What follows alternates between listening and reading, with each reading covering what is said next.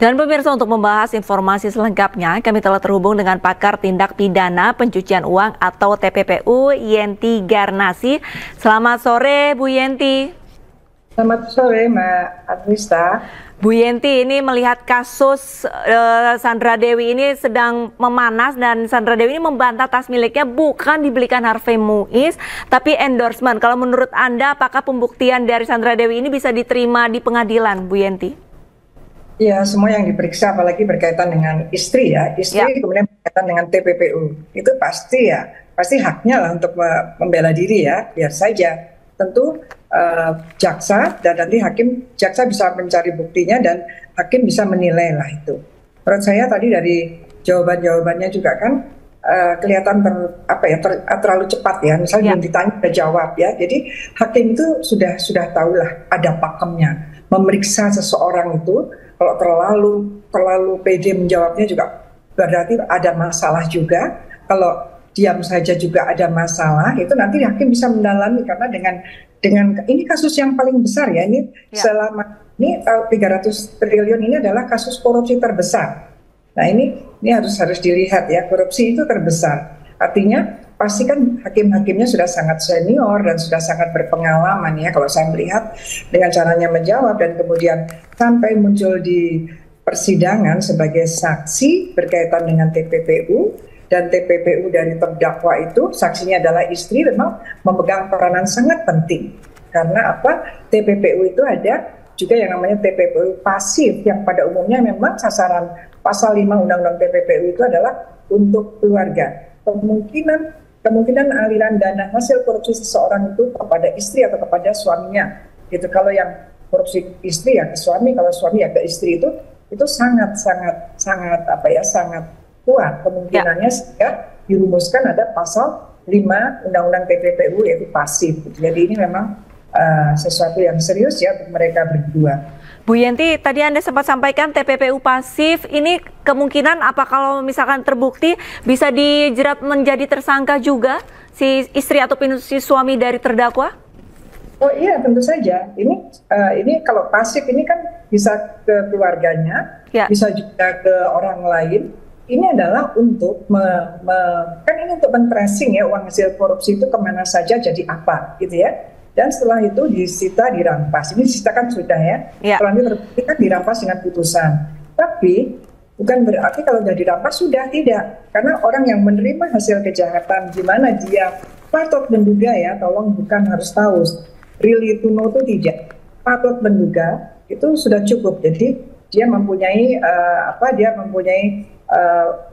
dugaan bahwa curiga bahwa yang diterima ini sesuatu yang tidak sesuai dengan profil suaminya atau sesuatu yang mencurigakan, tapi dia nekat menerima, itu sudah bisa dikenakan pasal 5 yaitu ancaman pidananya 5 tahun maksimum gitu ya. Oke. Jadi bukan harus really to know, tapi tetap reason to know itu sudah cukup untuk menjadikan seseorang menjadi tersangka dan terdakwa tindak pidana pencucian uang. Baik, kalau misalnya tadi kita menyimak dari keterangan Sandra Dewi pada saat ditanya oleh majelis hakim untuk penghasilan ataupun untuk dana bulanan yang diberikan Harvey Muiz ke Sandra Dewi mengaku tidak tahu ataupun tidak jelas untuk jumlah dananya. Apakah ini bisa dianggap atau bisa dikategorikan Sandra Dewi ini menutupi penghasilan dari suaminya ini sendiri dan menghindari dugaan TPPU mengarah kepada Sandra Dewi, Bu Yenti? Iya, itu kan tidak wajar ya, seorang suami dan suami istri tidak tahu ya. Ya kalau semua orang mengatakan saya tidak pernah tahu gaji suami saya gitu, itu kan sangat tidak biasa. Dan itu masalah biasa, masalah yang tidak menimbulkan kecurigaan itu kan menjadi salah satu yang dipikirkan oleh bagaimana memberantas tindak pidana ya, suatu kejahatan apapun ya, termasuk tindak pidana pencucian uang. Itu kan tidak lumrah ya seperti itu. Jadi kita kan masuk kepada lumrahnya tuh suami istri itu pasti tahu, sehingga suatu saat kalau ada pemberian atau ada uang atau ada harta kekayaan dari suami yang tidak seperti biasanya, itu nggak usah pun tahu, cukup aneh, dia sudah patut menduga. Maka undang-undang dikatakan bahwa yang bersangkutan tahu atau patut menduga bahwa yang diterimanya itu dari hasil kejahatan sebagaimana ada pasal 2 ayat 1 antara lain yang korupsi itu, gitu ya. Jadi kalau jawaban seperti ini ya nggak mungkin lah. Lagian kan gini ya, kita mungkin edukasi ya untuk semuanya, untuk masyarakat, terutama untuk para pejabat malah ya, bukan edukasi untuk masyarakat kecil, bahwa ketika undang-undang itu sudah diundangkan, 30 hari dari DPR setuju itu semua rakyat Indonesia itu dianggap tahu akan hukum. Jadi dia harus tahu, dia kan apalagi dia tadi menyatakan dia artis terkenal, masa nggak tahu hukum gitu kan ya, bagaimana pergaulan dia, sekolahnya, nanti penegak hukum, jaksa dan hakim yang akan menilai apakah yang bersangkutan itu betul-betul lugu, tidak tahu apa-apa, atau memang menutupi gitu. Itu saya kira di dalam satu persidangan hakim-hakim senior sudah sangat tahu ya.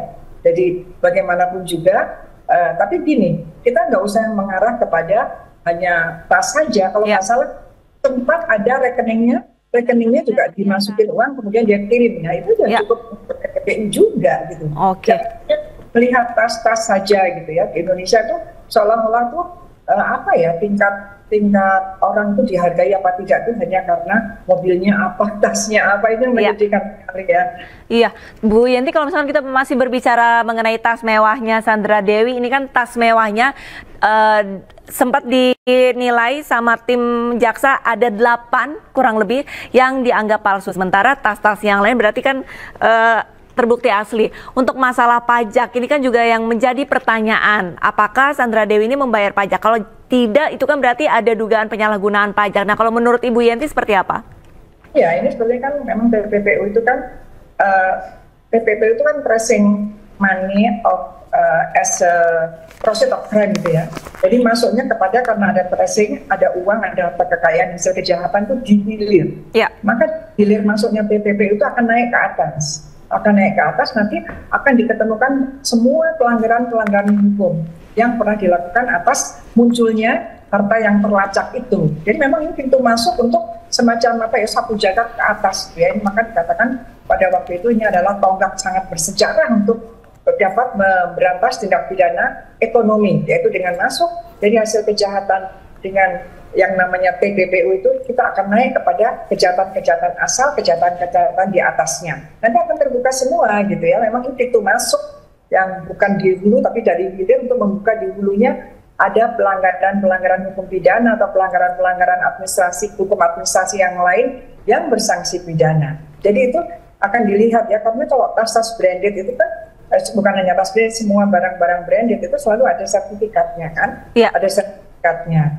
Ya, tadi mengatakan dia endorse, ya kan dia endorse. Kalau dia endorse berarti kan dia hanya pakai atau dipinjam pakai, kemudian dia foto, kemudian dia dapat dan sebagainya, pasti ada sertifikatnya. Betul. Sertifikatnya di siapa? Di pemilik tokonya yang dia katakan banyak toko-toko itu, malah nanti tokonya juga keseret ya kan. Nah, nanti kita lihat juga.